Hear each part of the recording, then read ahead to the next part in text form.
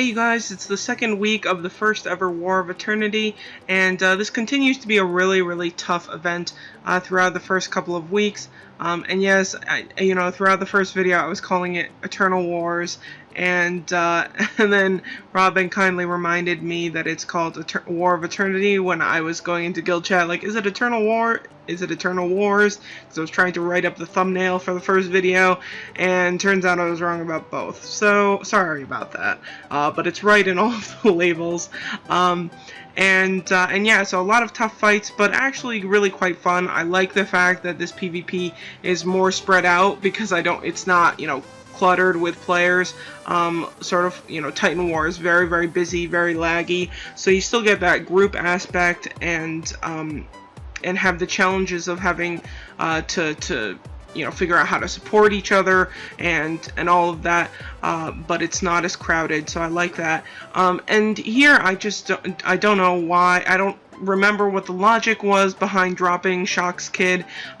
Dropping a U-Demon is a very intentional act, so obviously I was doing it for a purpose, of which right now is completely illogical to me, since these fights will go for very long if you need them to. They can go as long as 4 minutes and 50 seconds, so it's going to be a really uncommon occurrence for this to go to timer, and which is the main reason that you would drop a kid.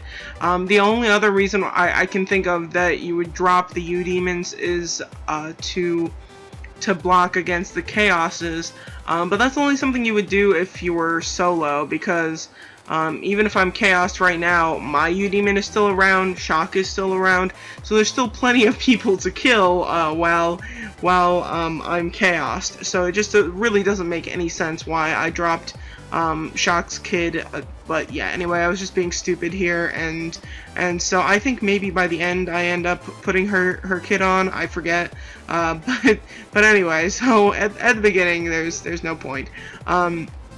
Yeah, for the most part, Shock's Kid gets killed off very quickly, but even just like on the off chance that kid can do anything useful and get an incendiary shot out or something, I should really leave the kid in. So anyway, I'll just leave it at that, and I'll do a little conclusion as well. So I hope you guys enjoy the gameplay, and I'll see you at the end.